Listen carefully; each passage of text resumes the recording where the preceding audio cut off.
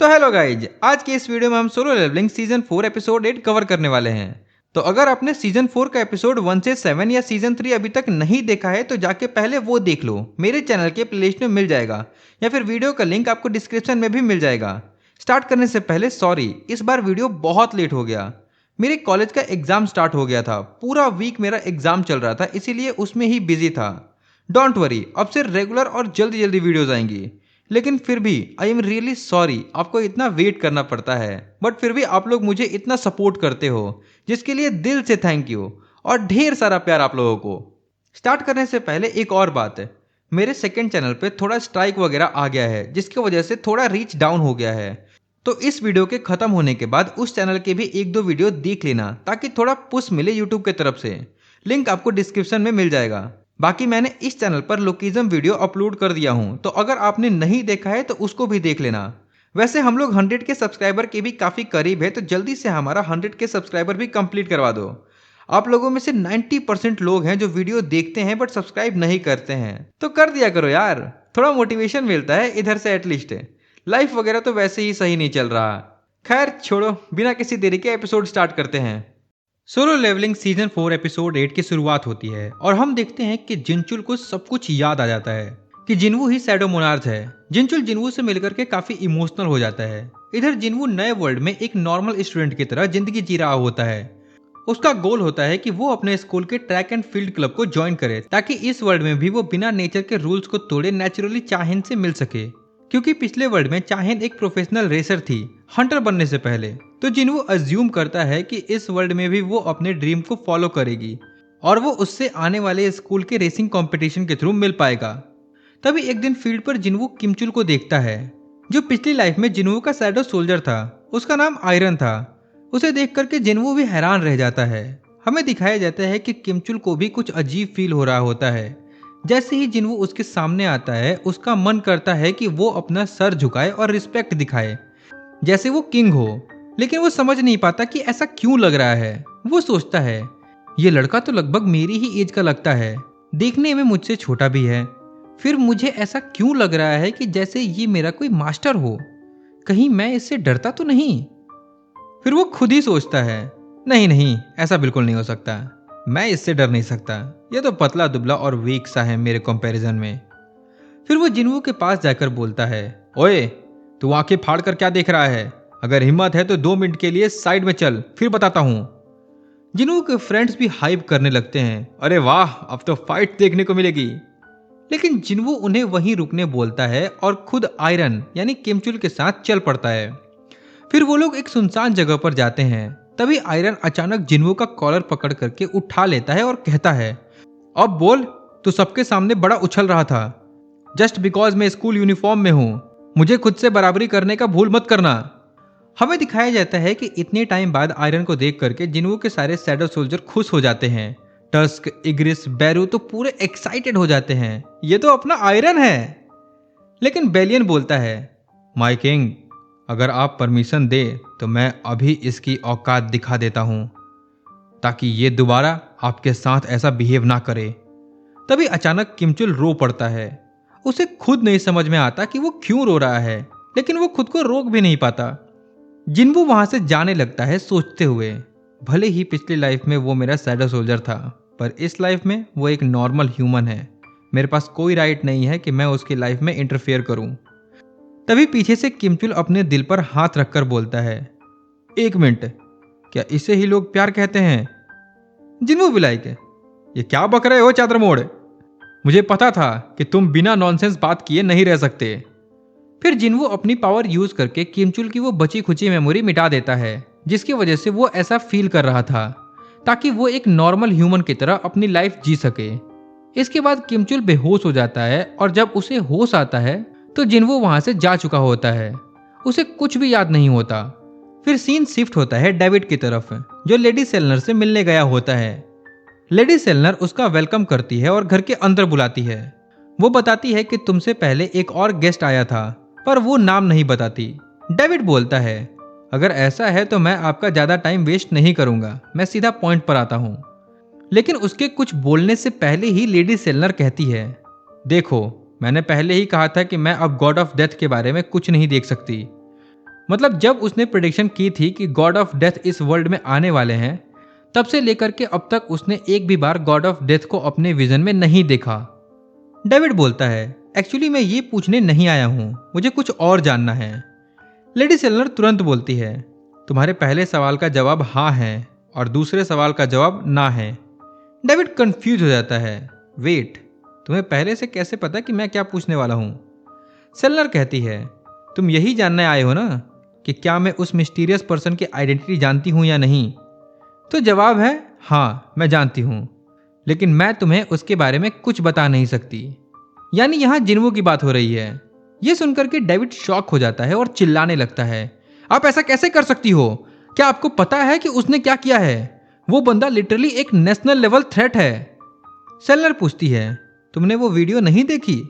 David बोलता है, हाँ देखी है। वो अकेला ही उन सारे मॉन्स्टर्स को इजीली डिफीट कर रहा था जो हमारे देश के लिए बड़ा खतरा हो सकते थे। सेलनर कहती है, क्या हो अगर मैं कहूं कि ये पहली बार नहीं था जब उसने ऐसा कुछ किया हो?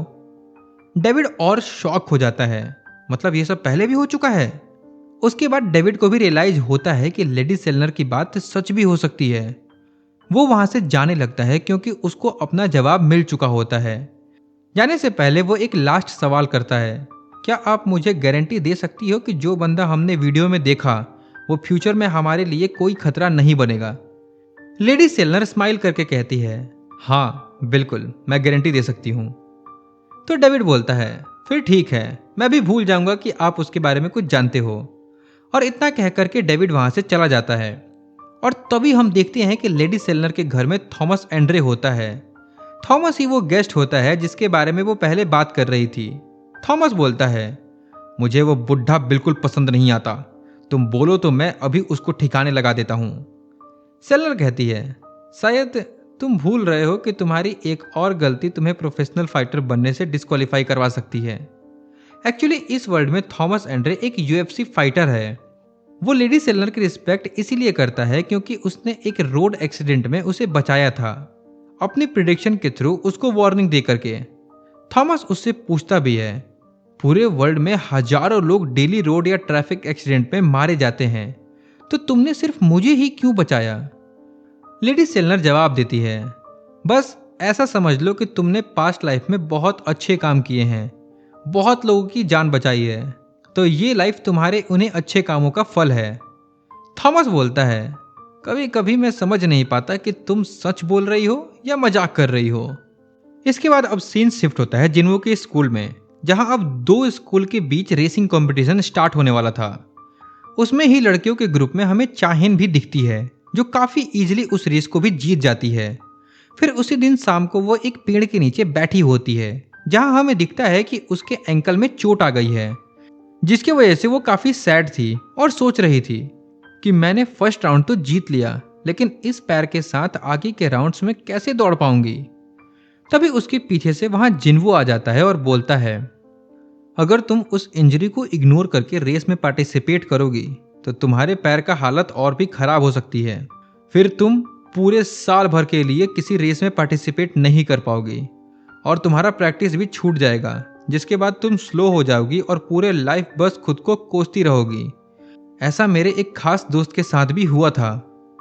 चाहिन उसको देख के कंफ्यूज हो जाती है और सोचती है, ये तो वही लड़का है जिसको मैंने आज स्कूल में देखा था, लेकिन पता नहीं क्यों इसका स्मेल इतना फेमिलियर लग रहा है। ऐसा लग रहा है कि जैसे हम पहले भी मिल चुके हैं। वो बोलती है, थैंक यू मेरे बारे में इतना सोचने के लिए, बट मैं ठीक हूं। लेकिन तभी उसके पैर में फिर से दर्द होने लगता है। जिन्वो बोलता है, एक मिनट, बिल्कुल भी मत हिलो। और फिर वो उसके लेग को हील कर देता है और स्माइल करते हुए कहता है, अब तुम बिना किसी रिग्रेट के दौड़ सकती हो। चाहिन पहले तो थोड़ा शर्मा जाती है, लेकिन कुछ देर बाद जब वो उसका पैर ठीक हो जाता है तो वो शॉक हो जाती है। वो पूछती है, एक मिनट, क्या हम पहले भी मिल चुके हैं? जिन्वो हल्का सा स्माइल करता है और कहता है, अगर तुम मुझे रेस में हरा दोगी तो मैं तुम्हारे हर सवाल का जवाब दे दूंगा। चाहिन बोलती है, ये क्या बात हुई? तुम तो मुझसे काफी बड़े हो और तुम एक हाई स्कूल स्टूडेंट भी हो। मैंने तुम्हारे बारे में काफी सुना भी है कि तुम अब तक एक भी रेस नहीं हारे हो। जिन्वो बोलता है, इसका मतलब तुम बिना रेस किए ही गिव अप करना चाहती हो। जिस पे चाहिन बोलती है, नहीं, अगर ऐसी बात है तो तुम बस एक बार मेरा प्री एग्जाम खत्म होने दो, उसके बाद मैं तुम्हारा चैलेंज एक्सेप्ट करूंगी और तुम्हें डिफीट करूंगी। इसके बाद टाइम बीतते जाता है। जिन्हों अपना नॉर्मल स्टूडेंट की लाइफ जी रहा होता है। अपने दोस्तों के साथ वो सब कुछ करता है जो वो पिछले वर्ल्ड में नहीं कर पाया। बीच बीच में वो चाहिन से भी मिलते जुलते रहता था। फिर इसी तरह एक दिन क्रिसमस का टाइम आ जाता है और जिन्हों फिर से चाहिन से मिलने जा रहा होता है। तभी उसको रास्ते में एक ड्रेस दिखाई देती है जो उसे काफी अच्छी लगती है और वो सोचता है कि शायद ये चाहिन को भी पसंद आएगा। इसीलिए वो अपने मैजिक का यूज करके उस ड्रेस को कॉपी कर लेता है और टस्क से पूछता है, ये मुझ पे कैसा लग रहा है। टस्क एक्साइटेड होकर बोलता है, माय किंग, ये तो बिल्कुल परफेक्ट लग रहा है। तभी वहां पीछे से चाहिन आ जाती है और जिन्हों को सरप्राइज करने वाली थी, लेकिन जिन्हों पहले ही पीछे मुड़ जाता है। चाहिन बोलती है, ऐसा लगता है जैसे तुम्हारे पीछे भी दो आंखें हो। फिर दोनों साथ में घूमने लगते हैं। चाहिन जिन्हों को कॉन्ग्रेचुलेट करती है क्योंकि वो अब स्कूल से ग्रेजुएट हो चुका था और उसके काफी अच्छे मार्क्स आए थे। चाहिन पूछती है, तुम्हारे मार्क्स इतने अच्छे हैं फिर भी तुम उस यूनिवर्सिटी में एडमिशन क्यों ले रहे हो। जिन्हों बोलता है, उसमें काफी अच्छी स्कॉलरशिप मनी मिल रही है और एक रीजन ये भी है कि मुझे वहां किसी से मिलना है। ये सुनकर के चाहिन जेलस हो जाती है और बोलती है, क्या मतलब किसी से मिलना है, क्या वो कोई लड़की है। जिन्हों भी मजे लेते हुए बोलता है, क्या पता, शायद हो भी सकती है। ये सुनकर के चाहिन लिटरली मुंह फुला लेती है। ये सीन काफी होलसम होता है। सोलो लेवलिंग जैसे एनिमे में हमें ये सब बहुत ही कम देखने को मिलता है। तभी चाहिन बोलती है, तुम्हें हमारा प्रॉमिस याद है। जिन्हों बोलता है, कौन सा प्रॉमिस। चाहिन बोलती है, वही जो तुमने कहा था अगर मैं रेस जीत गई तो तुम मेरे सारे सवालों का जवाब दोगे। जिन्हों बोलता है, हाँ बिल्कुल मुझे याद है। तो चाहिन बोलती है, क्यों ना हम अभी इसी वक्त रेस करें, जो सबसे पहले उस क्रिसमस ट्री के पास पहुंच जाएगा वो जीत जाएगा। जिन्हों बोलता है, वो सब तो ठीक है, लेकिन तुम मुझसे पूछना क्या चाहती हो। चाहिन बोलती है, सब कुछ, मुझे सब कुछ जानना है, जैसे कि तुम क्या सोचते रहते हो और तुम जिस पर्सन से यूनिवर्सिटी में मिलने वाले हो वो लड़का है या लड़की, और क्या हम स्कूल कंपटीशन से पहले भी मिल चुके हैं। ये सुनकर के जिन्हों शॉक हो जाता है बट फिर स्माइल करता है और कहता है, ठीक है। तभी चाहिन जिन्हों के पास आती है और अपना मफलर जिन्हों को पहना देती है और धीरे से कहती है, अगर तुम मुझे पसंद करते हो तो तुम यहाँ से बिल्कुल नहीं हिलोगे और मुझे जीतने दोगे। इतना कह करके वो भाग जाती है कि जिन्हों भी लाइक, अरे ये सब क्या हो रहा है, ये तो चीटिंग है भाई। सिर्फ इतना ही नहीं, जिन्हों के सारे शैडो सोल्जर भी उसका मजा ले रहे होते हैं। इग्रिस, बेलियन, टस्क और बेरू सब मजाक उड़ा रहे होते हैं। माय किंग, अब तो हार गए इस बार, हमें लगा नहीं था कि आप इतनी आसानी से बैठ हार जाओगे। अभी भी टाइम है, आप अभी भी दौड़ना शुरू करोगे तो आप जीत जाओगे। जिन्हों अपना पैर उठाता है भागने के लिए, लेकिन फिर उसे पिछले वर्ल्ड में चाहिन के साथ बिताए गए मोमेंट याद आ जाते हैं। उन्हें याद करके वो स्माइल करने लगता है और अपना कदम रोक लेता है। तब तक उधर चाहिन जाके उस क्रिसमस ट्री को टच कर लेती है और बोलती है, मैं जीत गई। जिन्हों स्माइल करने लगता है और अपने शैडो सोल्जर से कहता है, तुम लोग कुछ देर के लिए अपने आंखें बंद कर लो। ये बात आप लोगों के लिए भी है, जो भी सिंगल लोग देख रहे हो वो सब अपनी आंखें बंद कर लें, वरना कहीं आपको इमोशनल डैमेज ना हो जाए। फिर वो चाहिन की तरफ बढ़ता है और उधर से चाहिन भी जिन्हों की तरफ बढ़ती है। आसमान में स्नोफॉल भी होने लगती है। माहौल बिल्कुल सेट हो चुका था और फिर दोनों एक दूसरे के करीब आते हैं और फर्स्ट टाइम वो लोग किस करते हैं। अपना ऑरा फार्मर भी अब औरत के चक्कर में पड़ गया था। अपना सिग्मा भी पूकी बन गया था। अपना शैडो मोनार्च को भी लड़की मिल गई। तुम्हें कब मिलेगी? कब तक ऐसे ही दूसरों की खुशी में खुश होते रहोगे? खैर, जोक्स असाइड, ये सीन काफी होलसम और हार्ट वार्मिंग होता है। अगर आपको मजा आ रहा है तो एक लाइक तो बनता है भाई, और लगे हाथ सब्सक्राइब भी कर लेना। अब इसके बाद हम देखते हैं the world of eternal slumber. ये एक ऐसी दुनिया है जहां जिन्हों के सारे शैडो सोल्जर रहते हैं। यहाँ हम टस्क को देखते हैं। उसके पास एक सोल्जर आता है और कहता है, गुड मॉर्निंग जनरल टस्क। लेकिन टस्क बोलता है, इस दुनिया में ना ही दिन होता है और ना रात, तो कब मॉर्निंग हो रही है हम कह नहीं सकते। तभी वहां बैरू भी आ जाता है। हमें पता चलता है कि उसका रैंक अब ग्रैंड मार्शल हो गया था। बेरू टस्क के लिए एक कोट लेकर के आया था जो जिन्वो के कोट की तरह दिखने में था। टस्क ने काफी रिक्वेस्ट करके बेरू को बनवाने बोला था। उस कोट को देख करके टस्क पूरा खुश हो जाता है और तुरंत उस कोट को पहन लेता है और बोलता है ये तो परफेक्ट है। और वो बेरू से बोलता है थैंक यू सो मच, मैं आपके इस काइंडनेस को कैसे रीपे कर सकता हूँ। बेरू बोलता है चिल करो, इसकी कोई जरूरत नहीं है। टस्क तो पूरा खुशी से पागल हो जाता है। वो बोलता है मुझे ये कोट इतना पसंद है कि मैं चाहता हूं कि हर एक मेज शैडो सोल्जर को ये पहनना चाहिए।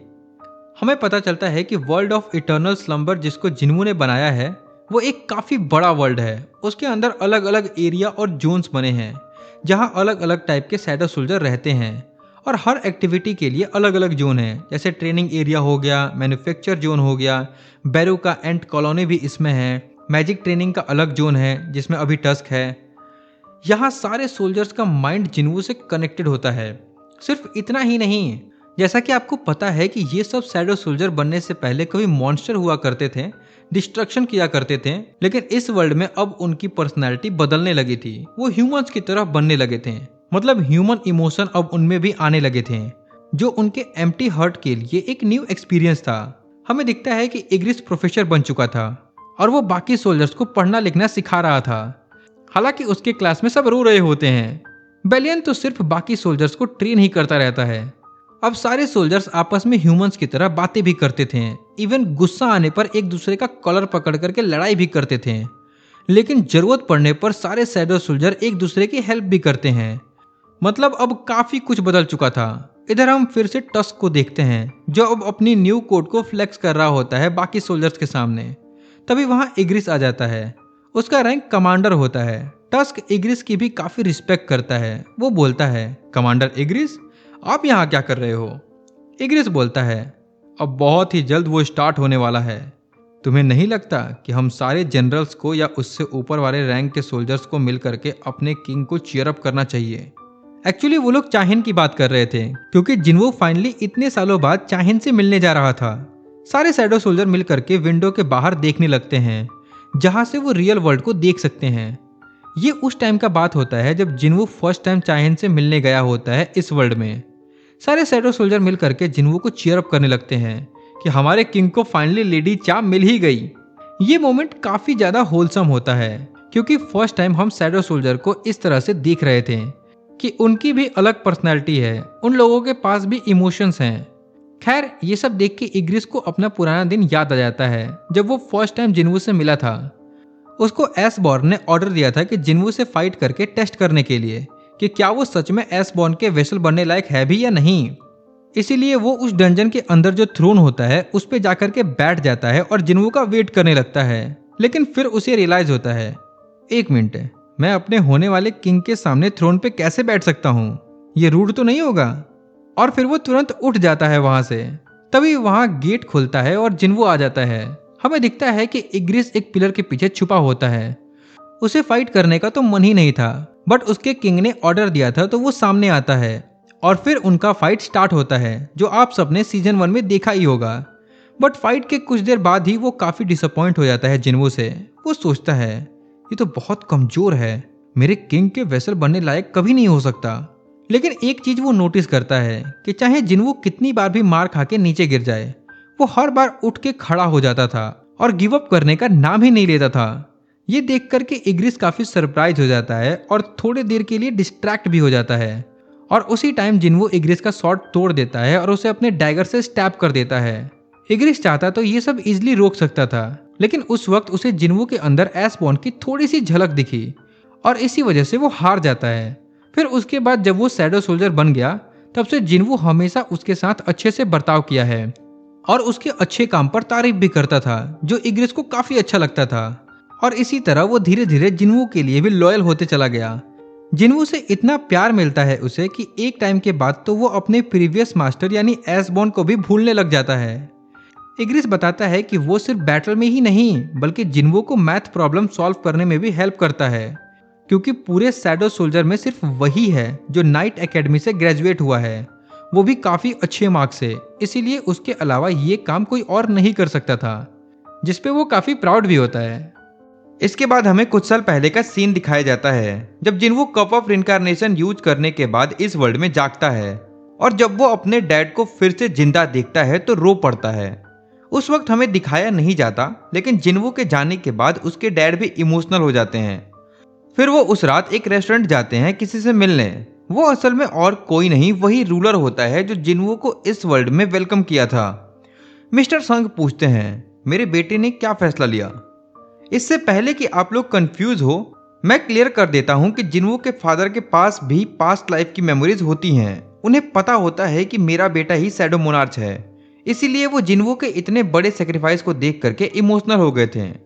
रूलर बोलता है, शैडो मोनार्च ने इस वर्ल्ड में ही रुकने का फैसला लिया है क्योंकि इस वर्ल्ड में बिताए गए हर लम्हे उसके लिए कीमती हैं। फिर रूलर सवाल करता है मिस्टर संग से, आप अपने मेमोरी के बारे में अपने बेटे को नहीं बताओगे? तो मिस्टर संग स्माइल करते हुए बोलते हैं, अगर मेरा बेटा नहीं चाहता कि उसे कोई याद रखे तो भला मैं क्यों बताऊंगा? जिस पे रूलर बोलता है, जैसा बाप वैसा बेटा। फिर मिस्टर संग बोलते हैं, मुझे एक फेवर चाहिए तुमसे। मैं चाहता हूं कि तुम मेरी ये पास्ट लाइफ की मेमोरी इरेज कर दो। क्या ये पॉसिबल है? रूलर बोलता है, पॉसिबल तो है, बट आप ऐसा क्यों चाहते हो? मिस्टर संग बोलते हैं, मेरे लिए सब कुछ जान करके भी ना जानने का प्रिटेंड करना बहुत हार्ड है। मैं एक नॉर्मल बाप बनना चाहता हूँ जो सिर्फ अपने बेटे की चिंता करे। मेरे लिए जिनवू मेरा बस एक नॉर्मल बेटा है, ना कि कोई शैडो मोनार्च। ये सुनकर के रूलर स्माइल करता है और कहता है, मैं समझ सकता हूँ। फिर वो अपना पावर का यूज करके मिस्टर संग की मेमोरी मिटा देता है और कहता है, जैसे ही आप इस रेस्टोरेंट से बाहर जाओगे आप सब भूल जाओगे। जिसके बाद वो वहां से चला जाता है। अब सीन शिफ्ट होता है एक दूसरे रेस्टोरेंट में, जहां हम फर्स्ट टाइम इस वर्ल्ड में जिनहो को देखते हैं। वो अपने दोस्तों के साथ पार्टी कर रहा होता है, लेकिन उसे ये रेस्टोरेंट कुछ जाना पहचाना लग रहा था, जैसे इस जगह से कोई उसकी पुरानी यादें जुड़े हो। तभी अचानक उसके दोस्त लोग जिनवू के बारे में बात करने लगते हैं। असल में जिनहू और जिनवू दोनों सेम यूनिवर्सिटी में होते हैं, लेकिन जिनवू उनका सीनियर होता है और ये लोग जूनियर। अगर आपको याद है तो जिनवू ने चाहिन से बोला था कि वो इस यूनिवर्सिटी में किसी पर्सन से मिलना चाहता है। उस टाइम वो जिनहो के बारे में ही बात कर रहा था। तभी उस रेस्टोरेंट में जिनवू भी आ जाता है और वो सीधा आकर के जिनहू वाले टेबल पर बैठ जाता है। ये देख करके उसके दोस्त लोग वहां से भाग जाते हैं जिनहू को छोड़ करके। जिनहू भी थोड़ा डरा होता है क्योंकि जिनवू उसका सीनियर होता है, लेकिन फिर जिनवू उसे सोडा पिलाता है और उसके साथ काफी फ्रेंडली बिहेव करता है, जो देख करके जिनहू पहले थोड़ा सरप्राइज होता है पर वो भी फिर फ्रेंडली हो जाता है और बात बात में वो जिनवू को बिग ब्रदर बोल देता है, जो कि उसको भी नहीं पता कि उसने ऐसा क्यों बोला।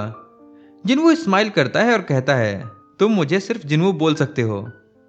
नेक्स्ट डे जिनवू कॉलेज बंक करने वाला होता है, इसीलिए वो जिनहू को कॉल करके बोलता है कि उसके बदले अटेंडेंस लगा दे। जिनहू बोलता है, तुम इतना ज्यादा फेमस हो कि सारे प्रोफेसर तुम्हें जानते हैं। जिनवू बोलता है, तुम कुछ और सोच लो, फिर मुझे आज एक काम से हॉस्पिटल जाना है। तभी हम देखते हैं कि जिनवू के सामने से जूही आ रही है। अगर आपको याद नहीं है तो बता दूं कि ये वही बी रैंक हीलर थी जिसको हमने सबसे पहले सीजन 1 के फर्स्ट एपिसोड में देखा था, जो जिनवू की बहुत केयर किया करती थी। जैसे ही वो जिनवू के पास से गुजरती है वो वहां रुक जाती है और पूछती है, एक्सक्यूज मी, क्या हम पहले कभी मिल चुके हैं? लेकिन जिनवू उसकी तरफ मुड़कर देखता भी नहीं, सीधा बोल देता है नहीं, और वहां से चलते बनता है। मतलब भाई साहब, लॉयल्टी देख रहे हो तुम? इसे कहते हैं असली सिग्मा। एक तुम लोग हो, दूसरी लड़की हाई हेलो क्या कर दे तुम्हारा तो पानी निकल जाए। खैर, इसके बाद सीन शिफ्ट होता है एक हॉस्पिटल में, जहां हम बेड पर चेयरमैन गो गुनही को देखते हैं। हालांकि इस वर्ल्ड में वो चेयरमैन नहीं है, लेकिन उन्हें चेयरमैन ही बोलूंगा, ज्यादा सही लगता है। उनकी हालत खराब होती है। वहां एक डॉक्टर आता है उनको चेकअप करने। उसकी नजर एक अजीब सी बोतल पर पड़ती है। वो पूछता है, ये क्या है? चेयरमैन बोलते हैं, कुछ देर पहले एक यंग मैन यहाँ आया था और मुझे ये दे करके गया था। उसने कहा था कि अगर मैं ये पी लूं तो मेरी सारी बीमारी दूर हो जाएगी। और इससे भी ज्यादा इंटरेस्टिंग बात ये थी कि उसने कहा कि मैं किसी और टाइमलाइन से उसके साथ मिलकर के मॉन्स्टर से फाइट किया करता था और बहुत लोगों की जान बचाई है, इसीलिए वो ये गिफ्ट मुझे देना चाहता था। डॉक्टर बोलता है, सर आप इन सब चीजों पर विश्वास तो नहीं कर रहे? व्हाट इफ वो कोई पॉइजन वगैरह हो? चेयरमैन बोलते हैं, मैं थक चुका हूं इस बीमारी से, क्या फर्क पड़ता है अगर पॉइजन भी हुआ तो? तुम ही बताओ मुझे, मेरे पास कितना टाइम बचा है? डॉक्टर बिल्कुल चुप हो जाता है। जिसके बाद चेयरमैन वो बोतल खोल करके पी जाते हैं और बोलते हैं मुझे थोड़ी देर रेस्ट करने दो। फिर सीन कट होता है थोड़ी देर बाद का, जब चेयरमैन की आंखें खुलती हैं। हमें दिखाया जाता है कि अब वो पूरी तरह से हील हो चुके हैं। उनके आंखों के नीचे का ब्लैक सर्कल भी पूरी तरह से गायब हो चुका था। वो बिल्कुल रिफ्रेशिंग फील कर रहे होते हैं, जैसे उन्हें न्यू लाइफ मिल गई हो। इसी के साथ ये एपिसोड यहीं पे खत्म होता है। अब नेक्स्ट पार्ट और भी ज्यादा मजेदार होने वाला है, क्योंकि हमें 10 साल का टाइम स्किप देखने को मिलेगा। बाकी आपको ये एपिसोड कैसा लगा कमेंट में जरूर बताना। अगर आपको ये एपिसोड अच्छा लगा तो लाइक, कमेंट और सब्सक्राइब जरूर से कर देना। और अगर नेक्स्ट पार्ट जल्दी चाहिए तो इस वीडियो पे 4K लाइक और 500 कमेंट कंप्लीट कर दो। अब तो सोलो लेवलिंग भी खत्म होने वाला है, तो इसके बाद सोच रहा हूँ कि लुकिज्म का मानवा कवर करूँ। जिन लोगों ने लुकिज्म नहीं देखा है उनके लिए मैंने लुकिज्म का सीजन 1 फुल वीडियो चैनल पर अपलोड कर दिया है। तो आप सबसे रिक्वेस्ट है कि प्लीज़ उस वीडियो को भी जाके देख लेना और थोड़ा सपोर्ट दिखाना। अपने दोस्तों वगैरह को भी शेयर करके बता दो कि इस चैनल पर लुकिज्म मानवा स्टार्ट होने वाला है। अगर आप सपोर्ट दिखाओगे तो ही यूट्यूब भी वीडियो पुश करेगा और फ्यूचर में लुकिज्म के वीडियोस भी वायरल जाएंगे, तभी मैं उसे कंटिन्यू कर पाऊंगा। खैर आज के लिए इतना ही, मिलते हैं नेक्स्ट वीडियो में, बाय।